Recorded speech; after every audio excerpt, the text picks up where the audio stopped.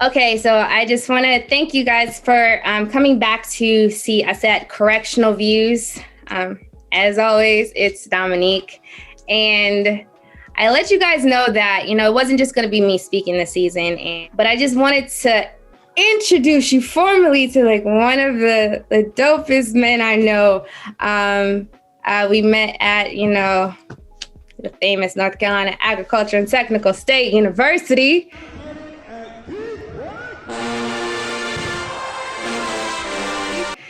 And, it's been a great thing since. Always loyal, always looking out for the people.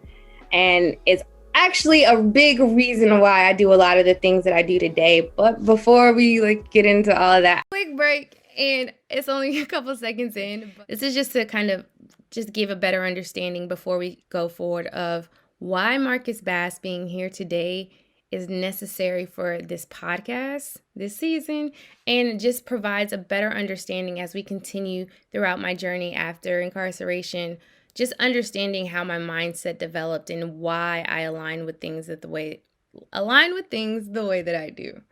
I had no interest in being politically involved or speaking with politicians or learning new legislation or trusting the system that refused to release me after I showed them, hey guys, I didn't do it.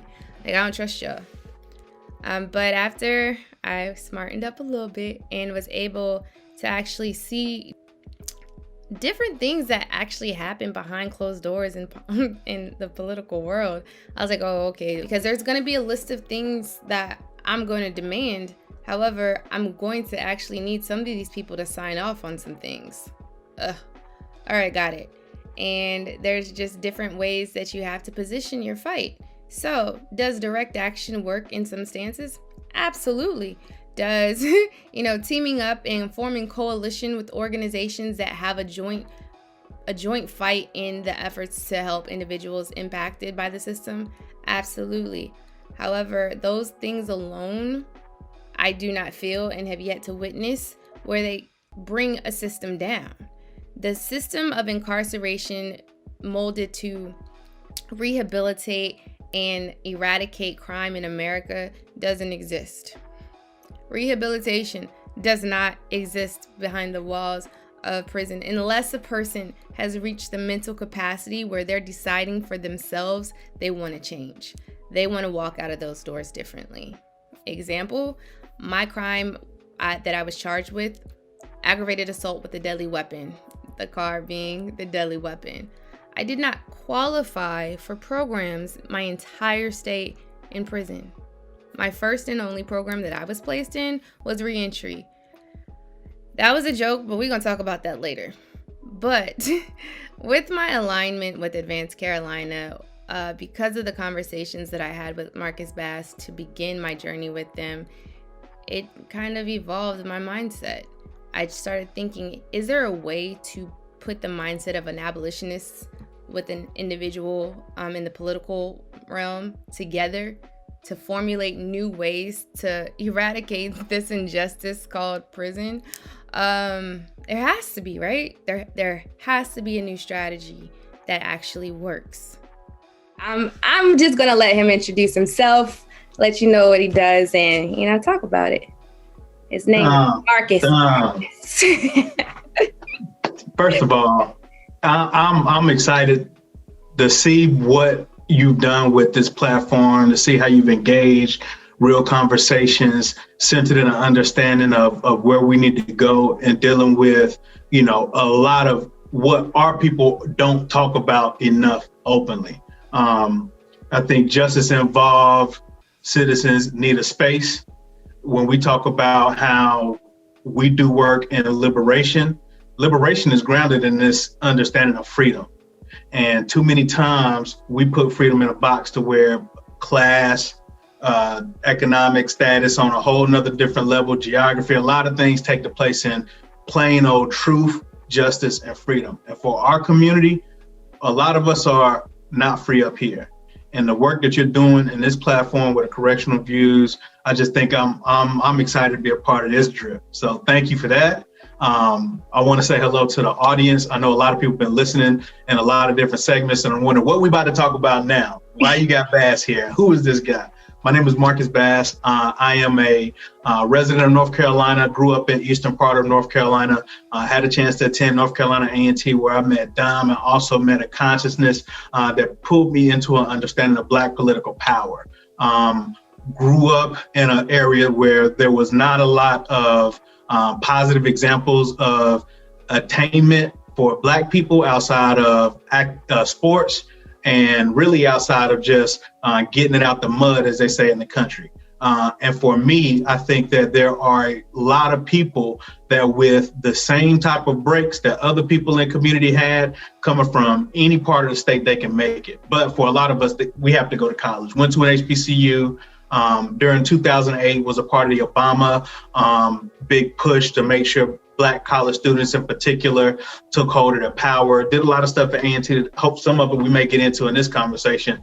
But right now I'm engaged with an organization that is deeply rooted in independent Black political power, understanding the context of not just the vote, but what does power look like in America? How has power been undermined in regards to Black communities, and especially in elections where Black women are important, where the power of understanding the context of why we're here and what we're doing are important.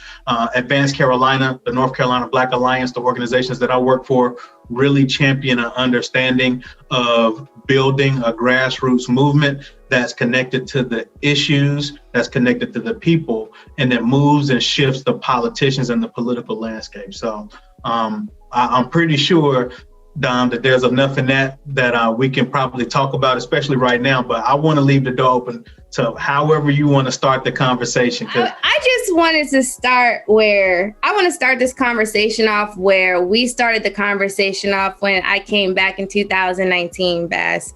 You immediately walked up to me and you were like, we have to do work together at Advanced Carolina. And, I'm like, okay, bet. Like, I'm thinking automatically, I was like, oh, he works for criminal justice reform. I'm like, bet. Like, cool.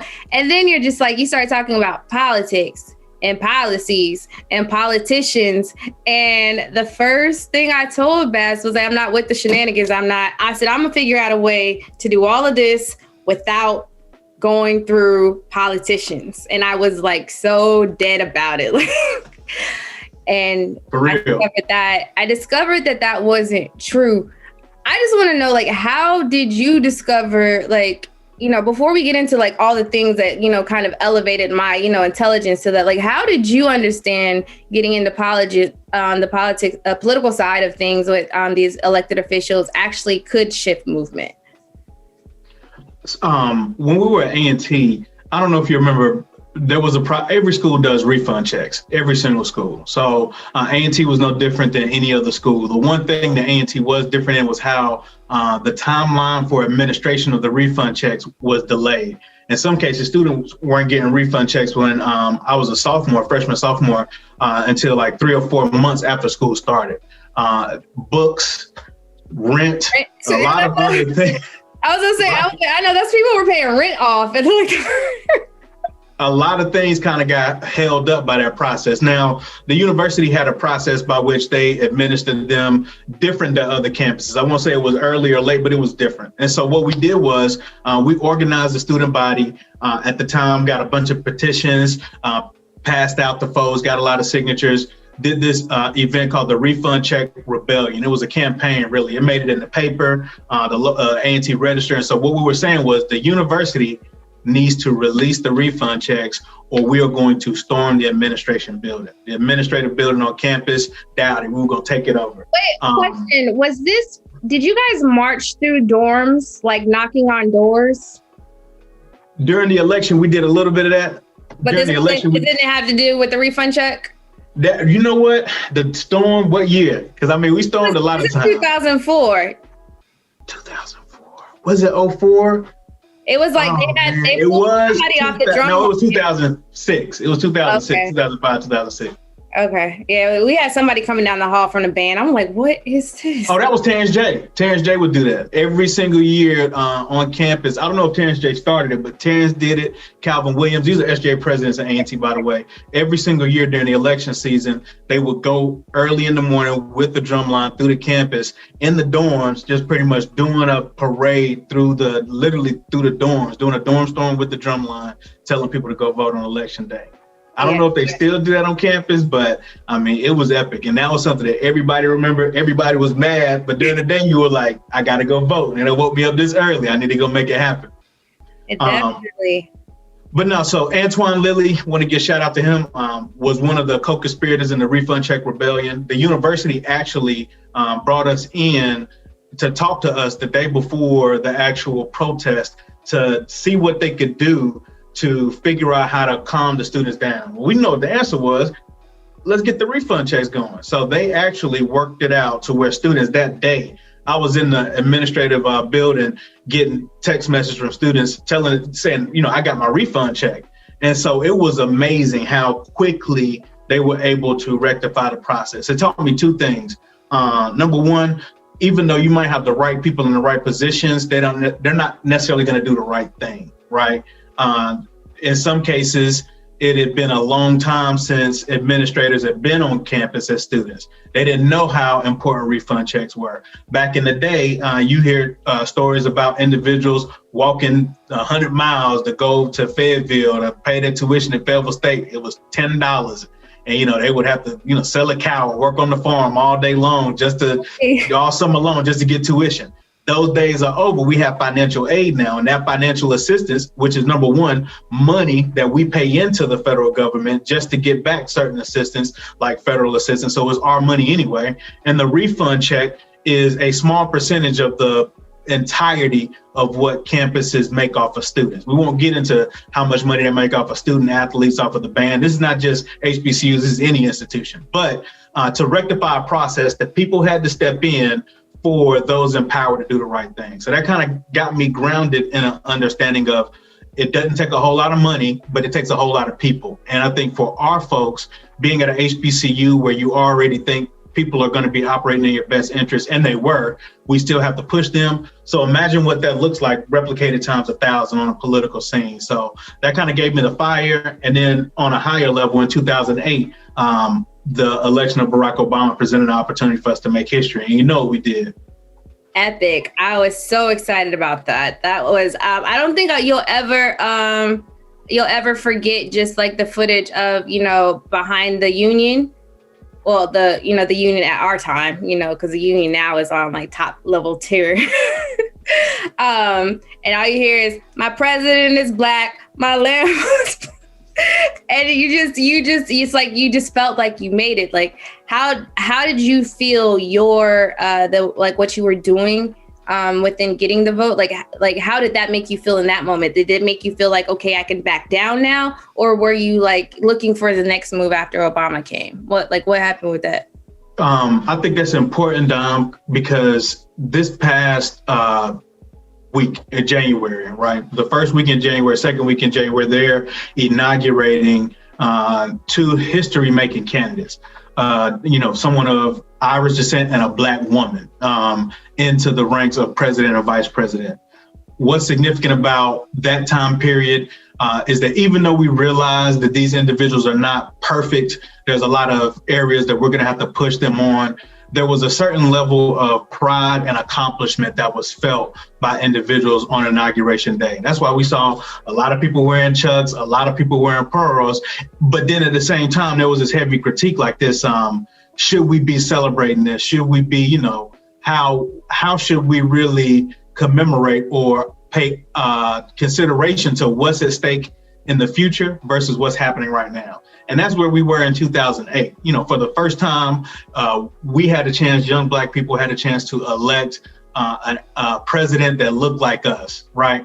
And so symbology aside, we know exactly what it felt like to jump in the reflection pool that night, to bump Jeezy the next day, to be at that level where on campus, even during the process of trying to get Obama in the office, you saw celebrities coming to the yard every single week So it meant something to celebrate that accomplishment.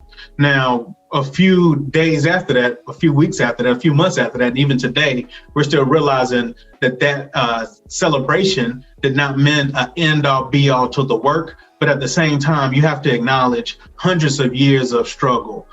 For Black women in America, you have to think about what it means to have somebody represent the second highest office in the land that systematically in this United States caste system is supposed to be at the bottom, is designed for Black women to be at the bottom. And a lot of people may argue the placement in that, but in regards to how this system is set up, we are not supposed to be at that level.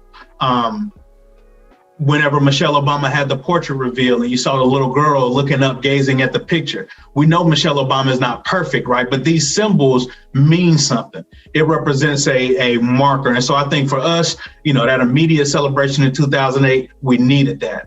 We needed to kind of plant our flag on this mountain to show folks that we got here. And that doesn't mean that we didn't stop climbing, but you got to recognize what that represented at the time. And then, from there, figure out how we move forward. And, here we are, part of the moving forward over 2 presidents later.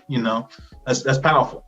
And you know what? And I just want to take a break and just highlight a story, because you highlight this moment in where you realize, okay, this is what I have the power to do. I have the ability to organize. I have the ability to speak in a digestible manner to influence individuals to do the right thing. And I just want to take a moment of saying that the digestible manner, I need individuals to understand, if you're trying to teach and educate people in any field, don't assume they know the words you know.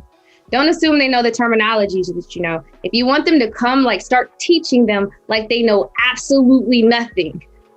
And then they will have an understanding. How you talk to a kid, talk to people like a kid, not literally, but figuratively, dumb everything down and it comes. But not the point. The point is so we had a situation. I'm about to call, that's Line Brother out, to where I should have known then that if this would have happened, my situation, my reaction, everything I've done since is only natural. So I've lived 30 lives, and in one of them I did spoken word on campus.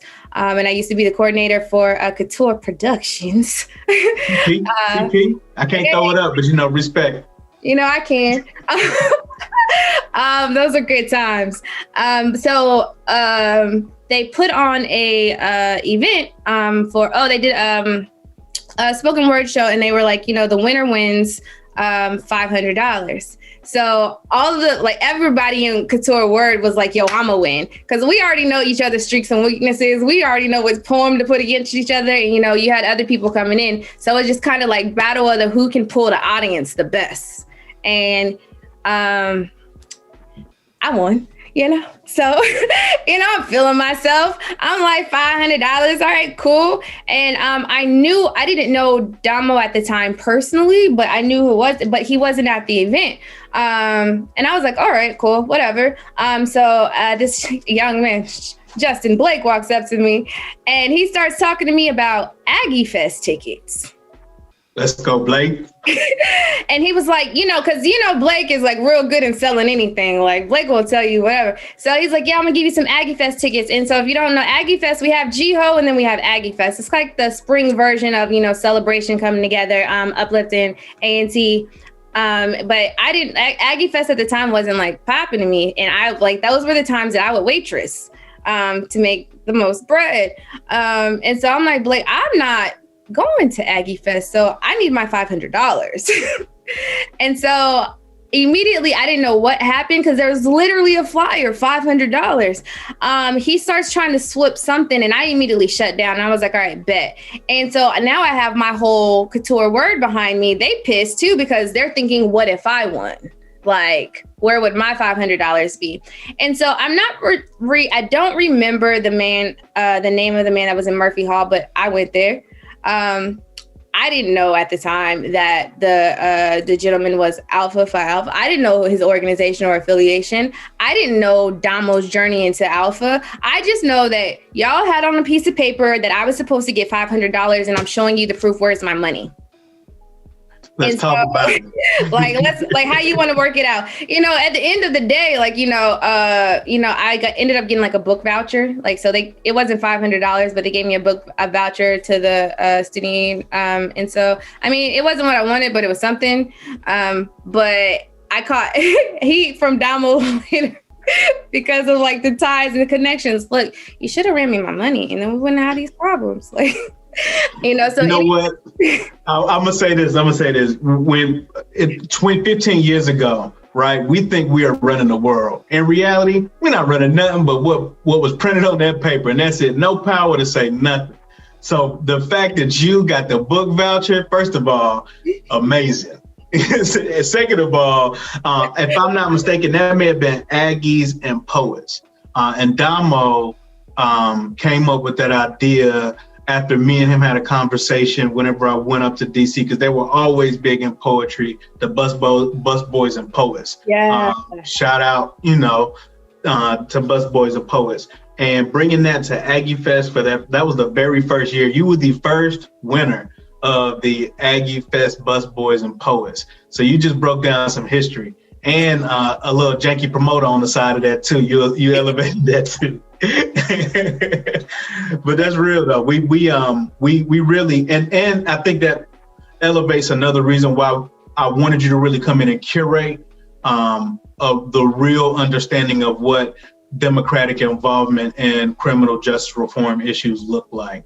Not because of singly one experience that you have gone through, but the way that you have always consistently been a creative, you've always consistently had a narrative. And so I think it's important for us to realize, because we never look at the value of the totality of our experience. We always say, well, this one thing got us here, this one thing held us up.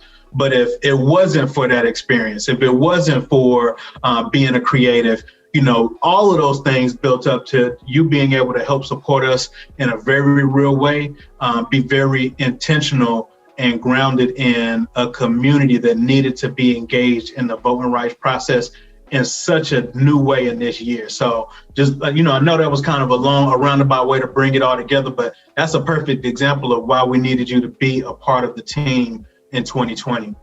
Yeah, and I was very excited to elevate certain things. I'm always going to elevate some points that the news is lying about or falsely portraying of that. But, I even received a lot of criticism this past year because what he's referencing, if you haven't seen it, it's you can look back at the logs. I believe they're on the Advanced Carolina website. I'm not sure. And they're also on Correctional Views website. And we had table talks. So I am from Clayton, North Carolina. I say from, but like I'm a military brat, so I lived all over the world. And that's Clayton is where my parents retired, and Clayton is it's real wide. It's real wide. Say it one more time. It's real wide. It's just and it's like I've never had a problem in any community. I've never grown up, around Black people. It was never all white people. It was whatever country I'm in at the time, that's my surrounding. So I'm never uncomfortable, but you come here and you realize that it's not okay. But, I started, voicing up just like a little bit more because I had always been deemed, oh, you're really pretty for a Black girl, or you speak very well for oh, you're not like the rest of the Black people, like blah, blah, blah. And just for anybody that's, wanting to say that, like, I'm just as ratchet as they come. I really am. Don't let the tone of my voice fool you. And, so they have that portrayal. So, I know what it is. And so when everything started occurring in 2020, and you have, literally white against Black voicing everything, I'm like, yo, hey, y'all want to come talk to each other? Since I'm going to leverage the fact that I'm that cool Black girl right now. Like, what do you guys have to say? Like, let me see. And it's just, you realize like there's so many other issues in being Black. And I tell people, yes, I have been impacted by the justice system, and I will always fight to educate everyone on that. But I'm a Black woman first. And we have our other issues. So, I don't have to worry about sleeping in a cell tonight. I have to worry about how I'm going to pay bills tomorrow. and what policies are going to, allow, if I was depending on unemployment, like what happens with that? What happens if I was to have a child and they're going into school right now, things of that nature, like the systematic, white, like, I guess they're saying that they don't want to call it white supremacy anymore, but I don't know. I don't know the correct terminology that I would refer to it as. Is they the same people that ain't brought that stimmy yet? Is them the same people that don't want to call it white supremacy? I just want to know, No, I've heard it on both sides. A lot of people saying it's not white supremacy. LA actually posted something, and it was something else. She called it, I don't remember what the word was, white inferiority, or they felt like because they feel inferior to the Black race. I don't want to misquote anything, so I won't say it. But as you just begin to break that down, like I told you, I was telling Bass, I don't want no parts of this politics world, but I realized I need to have all parts in this world. Because I believe we were doing a table talk about, like I said, just like the structure in the school system. And they started telling me about how now they passed a bill that if you're over, I believe, 16 or 17 and you get in a fight in school, they can call the cops instead of suspending you. And it's off their bias. Like they can choose to call the cops or they can choose to suspend you. And you have to always know who's going to get the cops called on them, 9 times out of 10. And so it's just like, you're setting us up for failure. And, I tell people all the time that prison is their problem. And they're like, nah, blah, blah, blah. It would never be me. Okay, it was never supposed to be me. And we didn't live the same life. So, how is that not your problem? How is it not your problem when a system still exists that was created to re-enslave people that were emancipated from slavery? Like that is the basis of its creation. Like, so it's your problem. Right. Like, and, the policies, like, there's just different things. I'm still learning a lot of the things, I don't know everything. I don't know the best structure for everything versus someone that's, been in the field of politics and knowing the game. But, I just continue, to try to stay invested in it and continue to learn and pull up seats to the table. Because, we're going to get more into it like later down the season. Like, I'm not going to be like, if they don't take me off probation in July, and elections come in town and I still can't vote. I'm just saying, it's not really going to be that cute. It's going to be a problem. It's going to be a problem. Seriously. And I know what it was like because we talked about last year. And the expectation is you have checked every box and they're still denying. And that lets you know it's systemic. It's intentional. It's not even about what they say it's about. It's not even about the rules in the book. It's ridiculous. I mean, you'll have every right and we'll be right there with you. But what's funny is like, nobody ever pays attention to the times where out of nowhere, a group that has been, pushed away from the voting scene, automatically they're granting rights. Or like, who's running? What do they gain off of that? Like, people have to understand how, like, they're moving all throughout the year. How does that impact you? Or maybe how it's going to impact you in the future. So I know, like, what I try to push on people every day and try to remind them. How do you tell people that they need to become more involved, with just learning how everything is happening? The first excuse I get, Dominique, is that folks will say, I'm not political. Or I don't deal with politics. I said that. And what I respond with them is, just by virtue of your background, your ethnicity, do you know who you are? Well, they'll say, yeah, I know who I'm from. What do you know about slavery? Well, guess what? By law, the only reason why you have freedoms right now is because of a policy that was included in a constitution that gave an amendment. So they had to change the law to say that you are no longer a slave. Then they had to change the law again to say you have the right to vote. Exception, Black men have the right to vote. Black women didn't get it till much later, many struggles later. When we look at the fact that America is based on freedom, people stole this land so they could have rights. The fact that they are denying people of rights in many different ways should be un-American to begin with, because that goes against the premise of having a free country. And this is what this experiment here is supposed to be. And so the response that I give to people that are talking about, well, I don't get politically engaged, I let them see the context of who they are, and this system is political. Second of all, even if you don't get engaged, the system is going to engage with you. One of the phrases that I like to depower or to empower, depending on how you look at it, is the word policing, because police is almost like an American slang word to ease or dull your senses off of what their real responsibility is. In the system, in the state system and in the federal system, they refer to police as LEOs, law enforcement officers. So a politician makes the law. A law enforcement officer enforces the laws on the books that are made. And invisible to that is the power dynamic of what governs the lawmakers and those that are supposed to be the law enforcers, which is white supremacy. And so when you deny your ability to engage in that process, then you are enabling this system of white supremacy dictated by lawmakers and law enforcers, undergirding this system of constitution that had to amend you into this process. Whenever you deny your ability to engage in that, you're allowing the system to run over you at every single turn. And your freedoms might not seem as precious when you look at the grand scheme of things. When you talk about, well, at least I'm not locked up, or I haven't been locked up, it hasn't impacted me yet. Guess what? You are locked up based on where you live. You're locked up based on what school you attend. Before you even get the opportunity to decide whether or not you want to attend college or go to the workforce, your zip code determines, and 9 times out of 10, your zip code is determined by your culture, how the system interacts with you. You have a number from beginning, your social security number.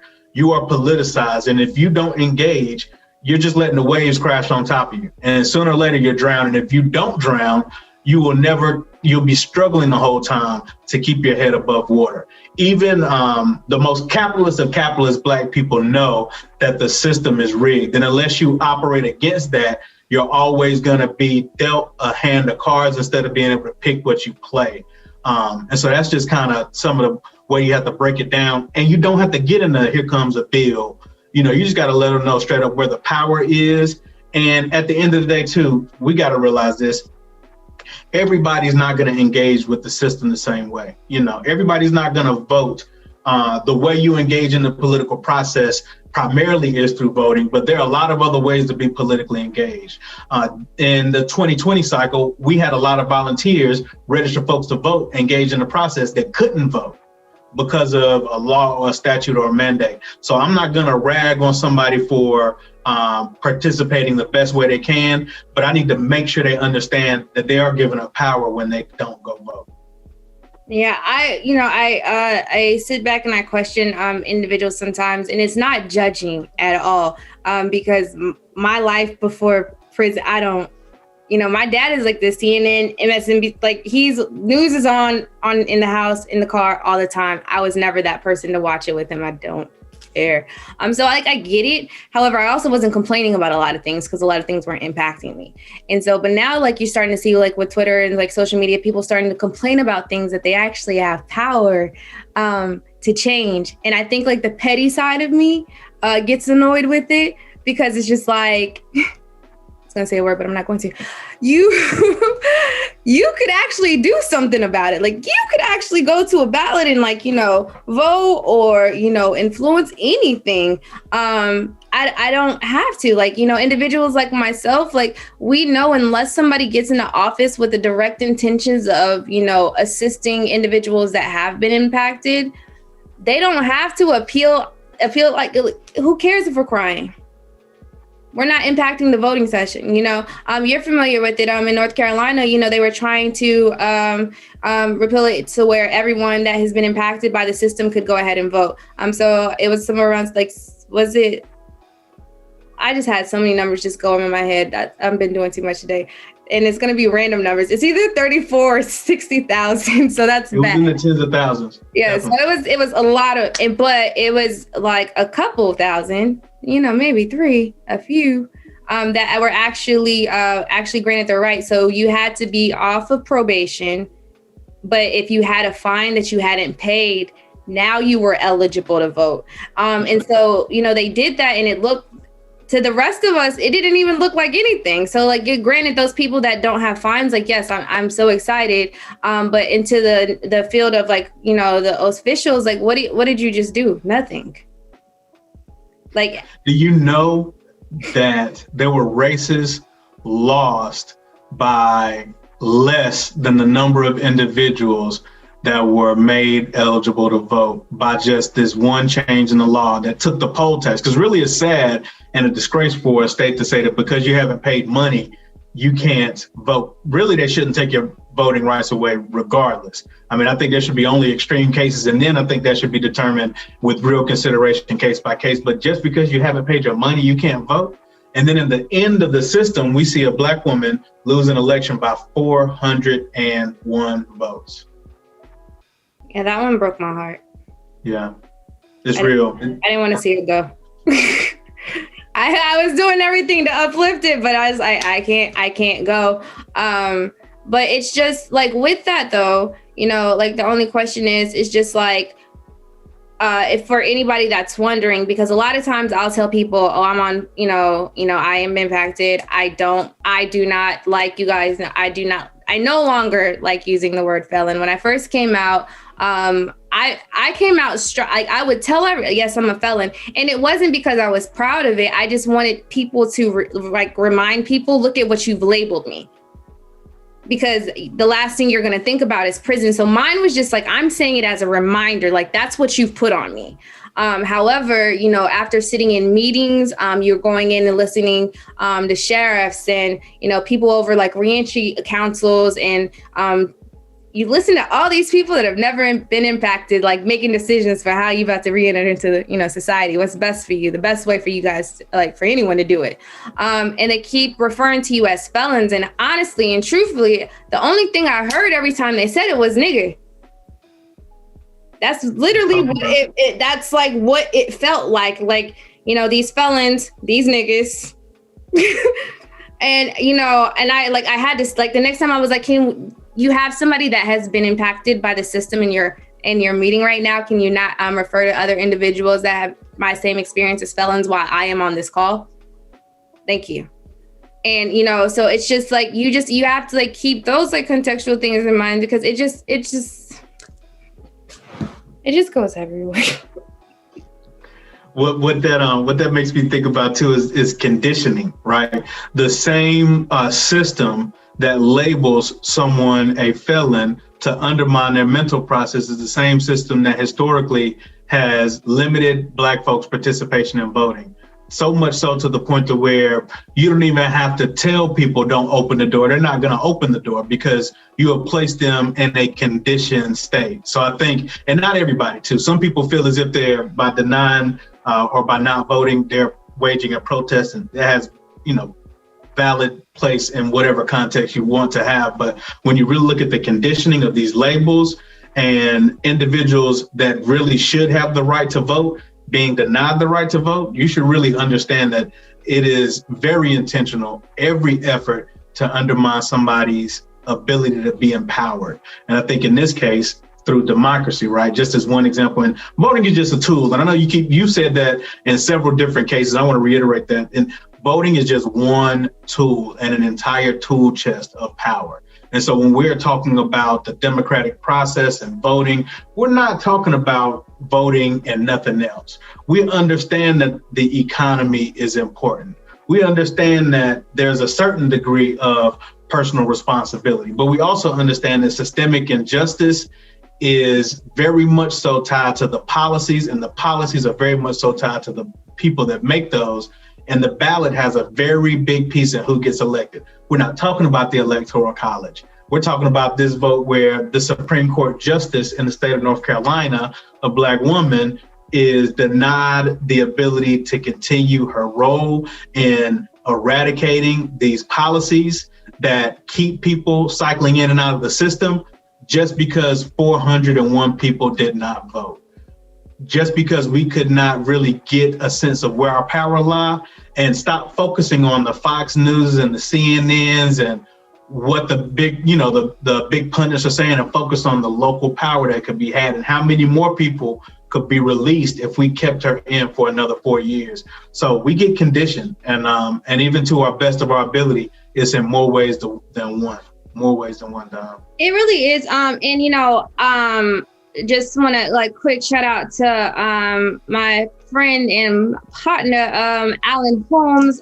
We, get on, IG Live every now and again, and we run down situations that are going down in your local areas, highlighting things that your elected officials, especially when they kept they were having, that I don't remember his name, but he was president or something.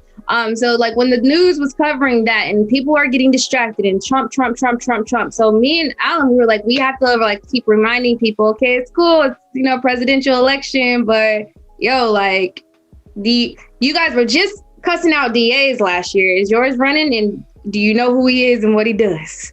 It's just think about, we're trying to remind people all of the things that you were pissed about last year had to do with the decision of somebody that you either elected or did not go to vote and elect into office. And so you have that power. And so, we just kind of bring it back and try to remind everybody, speaking with Bass earlier, everybody was up and down about, Biden. I have never been a fan of Kamala Harris, running for elected official. People, you say, well, that was her in the past and people were reformed and, things change and you grow up. Okay, cool. And there's still people sitting in prison and families impacted by her decisions. And that also needs to be a reflection. Lives were changed off of her decisions. So if a person is upset with what that happened, let them be and let them, do whatever they feel is necessary. But also right now, I told Bess, it's not about, what she did. No, we just need to fight better opponents. These about to be the people we battling with right now.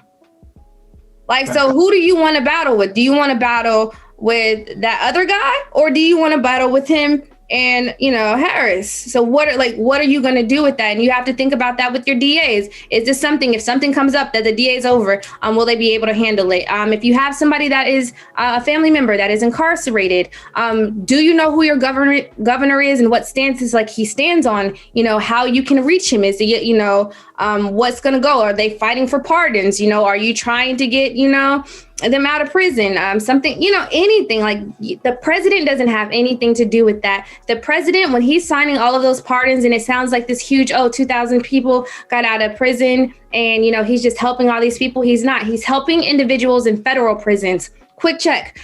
We have 2.3 approximately, it goes up and down, individuals incarcerated in America. 200,000 of them are in federal prisons, which the president has the power to pardon out of. Immediately. 200,000, 2.3 million. Guess what that is? That's your local elected officials, y'all. President can't do nothing for me if I'm in prison at, Arizona State. That's state prison. And so those are just things I feel people need to become invested in. Where do you see this going? Do you believe after 2020 people are going to start holding people accountable this year? Be honest, Dad. You just dropped so much knowledge right there. And I really want to, because the way that you just spit it, a lot of folks will feel like you have been in politics your whole entire life. Your analysis, but I think what it represents is in any situation you're in, you have to understand the game and the rules.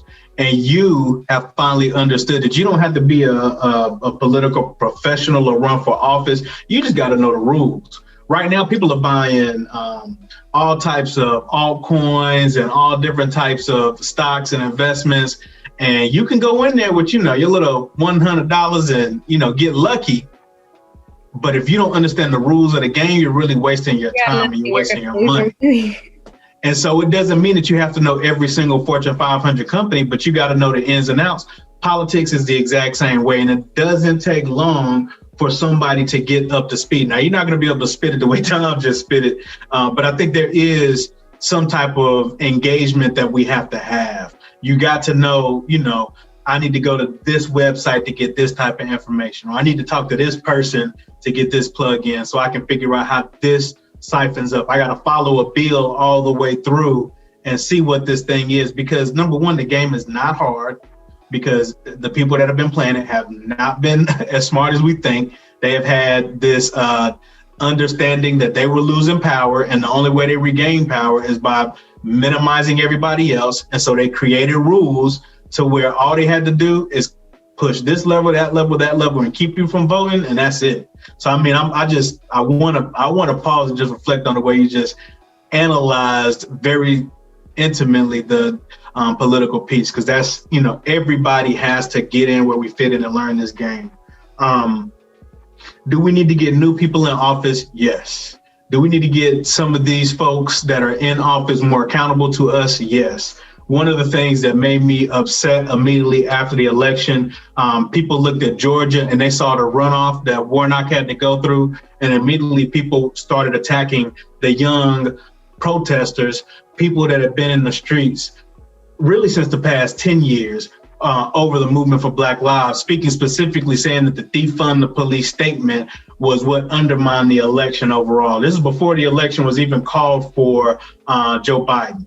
And so it is funny how, number one, people always say we need an agenda. Then when we get an agenda item, just one agenda item point, people want to undermine that and try to reference how we need to say it differently or rephrase it differently. I think about how the civil rights movement was all about messaging, right? You saw the brothers in the sanitation movement with the I Am a Man poster. It didn't do us any good when we look at the political movement that has oppressed and killed Black men and Black women and Black gender nonconforming people in society. We have to look at the system as undermined individuals, regardless of what slogan we have. And so to have a very superficial critique immediately after such a historic election was a triggered response based on individuals wanting to appease a white psyche, right? To appeal to a broader sense of people instead of really understanding. Now, here we are in January, and the same police that we were talking about how inhumanely they were treating us allowed individuals to walk into the Capitol building, assisted them, and some even took the day off and are still not facing the same type of retribution. But I say all that to say that we still have lawmakers that are Democrats, that are Black Democrats, that are questioning whether or not we should be saying defund the police, that are questioning whether or not we should have a living wage, that are questioning whether or not we should release individuals that have faced very low level offenses, including marijuana convictions. We are still critiquing or overanalyzing this very small, historically marginalized segment word by word, instead of really addressing this system that continues to show is getting weaker and weaker the more these young people are standing up and taking our power. And so I think eventually there's going to be a level where some people are just not going to get it, and we got to vote them out. But hopefully this year will show us that there is very little compromise that we can have if we're going to continue to try to get free. No, and like right before, I just wanted to state like one more statement, because you were speaking about, people in movement doing certain things. A lot of the times when you see people out on like protests, or they're out, something happened, i.e. like a George Floyd, Ahmaud Arbery, Breonna Taylor situation. That is their rapid response, because they need people to know we're watching you, and there's a resolution and a demand that needs to be met immediately. And until that does, until that happens, we're not going anywhere. So you have to push pressure. That's the way that we've, learned. That's one of the ways that you can push for change. However, never get it mistaken that these same organizations that just did that rapid response, they had to be ready to be able to put that rapid response together. There's things that they are developing all throughout the year. There are things in their policies they're pushing and fighting for behind closed doors. You know, everybody isn't always on the front line. There's people sitting at the computer screen. So, you know, somebody is always working. Somebody is always, you know, pushing for a change in something, oppressing someone. It gets tiring, but we're always here. And, you know, the one thing that I've had issues with over the past year, Bass, is like communication and contacting for information.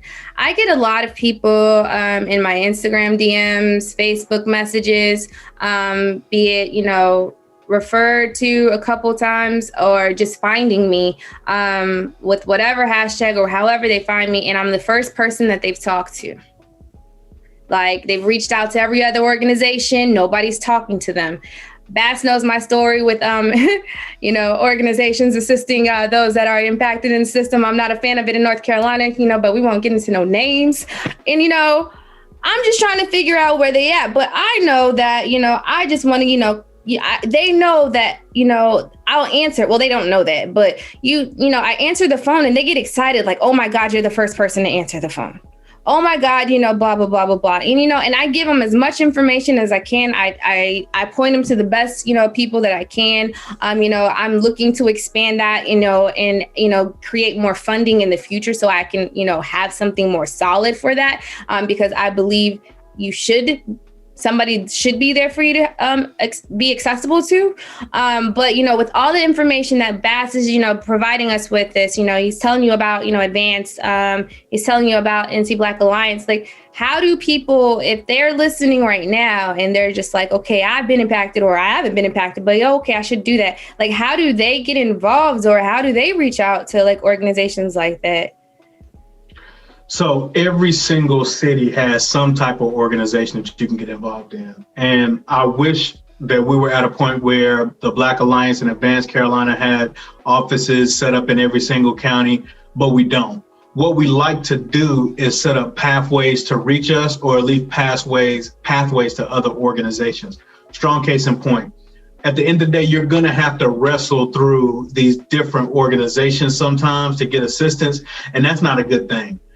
We don't like to build a membership base. So we're not telling people, you know, come be a member of Advanced Carolina, come be a member of the Black Alliance, but we do different programs throughout the year. We partner a lot with our historically Black institutions. And I'm going to get to that in a minute because I want to put an asterisk there. But when we call these institutions historically Black institutions, we're talking about our church, we're talking about our civic and service organizations, we're talking about our HBCUs. And in a lot of cases, we also try to go a step beyond that because there are conversations, this is where the asterisk comes from, that the Black community is not just in an organization, they're not just in a church, they're not just in an HBCU, where there are a lot of other ways that we can plug in. And at the same time, we have to realize that in this moment of COVID-19, the places that stood up, care the most, were our Black churches, good or bad, from figuring out if you needed clothes or assistance or food to now some sites are administering COVID-19 response. In some cases, these are necessary institutions. We got to look past the people and realize that these are the largest buildings in our communities and are sometimes still our communal spaces. But we also try to take it a step beyond that. Thanks to you, Dominique, we've been able to do a lot in our digital space, engaging young voices that typically aren't in some of these institutions. I do have some more folks on the team that are doing other projects and are trying to reach a different market. We do a lot of work in rural communities where we're talking to individuals that are, in some cases, needing assistance through internet support, technology, mini grants, and things of that nature. So, and we partner with a lot of groups that are historical, like your NAACPs, and we partner with groups that are not necessarily historical in the Black community, like Equality North Carolina. They work on LGBTQ rights, disability rights North Carolina. They work with different abilitied residents across the state. And so through these different networks, folks get plugged into the North Carolina Black Alliance in Advanced Carolina. And then we also do throughout the year endorsements for people-supported candidates, not just folks that have raised enough money or have enough name recognition in the community to get elected, but folks that the community members say, we need to invest in, we need to get down and support and make sure this person gets elected in the office, because those are the folks we can hold accountable. So there's several different ways that you can get into the ether and be in the network, but we don't try to push a membership, because there's a lot of organizations on a grassroots level that you need to be invested in and you need to be plugged into. But you also have to find your niche. A lot of people don't realize this, but the NAACP is really a legal defense organization. And so when individuals have situations in community, right, one of the biggest elements that they launch is a legal defense fund. Thurgood Marshall came out of the NAACP's legal defense fund. They have a lot of individuals that have historically sought to help support the Black community through litigation and cases. And so they look like this community arm, and they do a lot of work in community-based advocacy and voting rights. But in the core, they really help their members fight legal battles around social justice issues. And they do a lot of other good things, but historically they have been that big push. Shout out to the Niagara movement. But there's a lot of ways you can plug into a bunch of organizations. Do your history research, do a Google check, ask folks in community how they show up, and make sure they're not just tokenizing folks. It's a lot of folks trying to get grant money off of just saying that they work in the Black community. And in some cases, even people with Black faces are pushing Black program. We really have to figure out, are those dollars going to people that are impacted? Do folks have goals that are grounded in building more than just Black people going to the polls? And are they leaving something, or are they just picking up and leaving shop after the election is over? My bad, Don. I got too far in there. My bad. No, you're good. Because I was just going, I'm like, okay, so is he going to remember his asterisk, like what it was? Or because you said HBCUs, and I want to put an asterisk by it. No, the asterisk was the fact that we do more than just work. Because some people call those spaces where, you know, if you only went to a Black college or you go to a church, call those bougie Black spaces, right? And so we try to get in areas beyond just the typical traditional or historical Black spaces. And so that's where you come in and help and engage us in a digital network. We reach more people than we ever would that would never attend the HBCU, that would never go to church, or have not been in some of these settings, that watch our content and plug into all the different pieces. Also, too, we do a lot of mail. We did this year about 250,000 mail pieces across the state, helping individuals. In essence, if you didn't vote in a presidential election before 2020, you would have been purged out of the voting rolls if you didn't vote this year. We sent direct mail to Black residents, letting them know that you can reclaim your vote if you've been listed as inactive by calling the Board of Elections and getting engaged. We launched a whole website for HBCU students that didn't reside on campus that wanted to figure out how to vote, connected them exactly to where to go. And I think we are also looking at, in the midst of COVID-19, how we really think about engaging the community instead of shaming the community. You know, stop telling us we got to get the vaccine. Meet us where we are and tell us how we're making sure the vaccine is safe for our residents and community. So I think a lot of cases we push program, but we don't push education. Our organization is trying to push education on a local level beyond just telling people, you know, to take personal responsibility. I think that is amazing. Just like another plug. So what if, you know, so if when election starts coming up and they want to volunteer? So I do know that, you know, Advance is aligned with the calls that everybody likes to get when it's time to vote. Not the text, though. Not the text. It's not a text message. I'll tell you that part.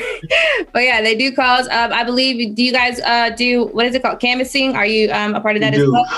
We do. Last year, we put door hangers on 95,000 doors across North Carolina, including the doors and mailboxes. We talked to voters on the phone, about 50,000 voters across the state, and we used a volunteer force in a lot of those capacities. And in some cases where individuals went above and beyond and were able to compensate people, because this is real time. People make real money on the campaign trail. These candidates spend millions with billions of dollars on the simplest things you would not believe. And so whenever we do get assistance for organizing efforts, we try to pour it back in the community. So not everything should be done for free. And we try to make sure we step in. And for folks that need assistance, that need someone to watch their kids, that may need transportation to wherever we're doing the phone bank, or that may even need a cell phone while they're phone banking, we try to step in and provide that too. And you can, we have all of our webs. You can check us out, NC Black Alliance on the Instagrams and all of that stuff. for folks that really want to plug in, or you can just follow Dom. If you're a part of the Dom movement, Dom is going to point you in the right direction. We're gonna eventually find you. It's gonna always point back to you all, because like you said, like I appreciate seeing the work that is like it just keeps getting done, and you all keep moving and making sure that you are engaging, and I think that's so important that you're trying to just push the education aspect as well. But like, so like, what's to come? Like, you running for governor next year? You running for mayor? You about to be Pastor Bass? Like, where's your voice going right now?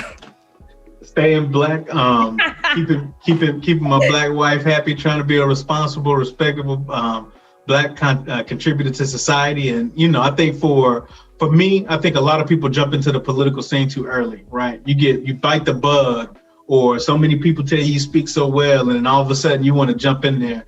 But because you are already building it, you can have more influence at this level of political engagement than you can inside the system.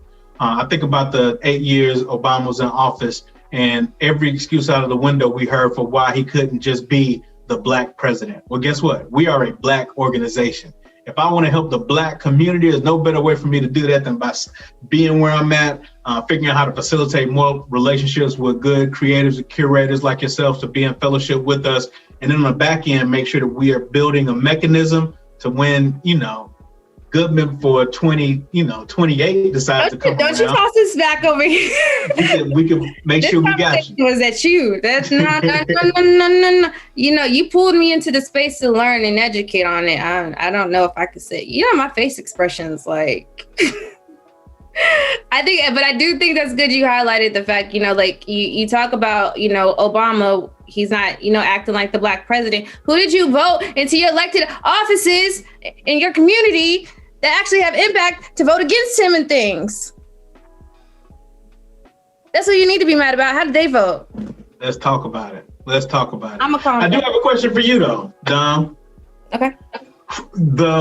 What you are building right now is so much bigger than what I think a lot of people realize. And in this moment, when people are looking for another Stacey Abrams, they're looking for another Michelle Obama, they're looking for another Kamala Harris. What do you have to say about people that are still looking for those figureheads, but don't really see the figures that are in front of us? And how do we help really bring more attention to the work that you're doing? That's a good point. So a lot of individuals, some of the hardest work that gets done in any oppression, let's not just, speak on impact, those that have been impacted by the system, but, impacted by any realm of society. Some of the people that fight the hardest in those movements are the people that are the worst conditions. These are the people that have no money, they have no funding, but they have all heart and it makes stuff happen. So it may appear to look like they don't have it. Those are the individuals that need help. I was hoping it would have happened like more so than it did, but I was hoping like to shift the influence away from celebrities, for people to realize like they really not that important in schemes of where your life is going, because if they just want to shut down, log off like the smartest man in the world, Kendrick Lamar, they get to disappear. So then like, where's your influence then? What are you looking to after that? Like he cannot change anything for you. He can change something within his community, but do you live next door to him? So it's just like, you have to look at the realms of that. And so, it's good to have individuals like you look up to and you aspire to be, with Michelle Obama, like you actually have, accolades that come with it. You're not just a face. I mean, you fly too, but, you have, your achievements, your goals, like things that you, attained, work you've done and promoted while you were in the White Office, but you just ask yourself, like, why do you care about Kodak Black and what he said today? Why do you care that, I don't know, Idris Elba doesn't like Kamala Harris? I'm completely making that up. Idris never said that. But I'm saying if he did say that, why is that about to consume your day gossiping about it? what does that do? Those individuals don't have impact in your community. Research like your community, find somebody that actually does work. And if you know that they do work, they'll be able to tell you the other organizations that do work. So if you come to me and speak to me and ask me about organizations that can help you, assist you in the community as far as being impacted, I'm not going to have a long list for you, but I'm going to give you an honest answer. You know, and so like I'm going to be a reference tool, but people like me are underfunded. Everything that I do is self-funded, purely pushed by passion. And so we are in the back lines trying to figure out ways to expand funding to those that are actually putting in a lot of like the hardest work just while healing from the trauma you've experienced that pushed you here. So I do applaud those that do hold platforms and utilize them to educate, like some do. I applaud LeBron James, like you started like speaking differently. You're not going to answer questions like the basketball players. I don't remember the name of the man. But he wouldn't say anything but Breonna Taylor when they were, he's like, unless you're talking about Breonna Taylor, I'm not going to answer the question. Right. Like, if you're a celebrity using your power in that form to influence others to think about things like that, then y'all will applaud you. But if not anything else, everybody's just people, So I love it. Thank you so much for having me. This is awesome. I'm just so excited. I'm so glad. I look forward to seeing everything that Advance does in the coming, because I'm stalking y'all about those that have been impacted being able to vote this year. That's coming. We need it. We need all the smoke. We got to make sure our people get free in every way possible. And thank you so much for all I'm here for all of it. Thank you.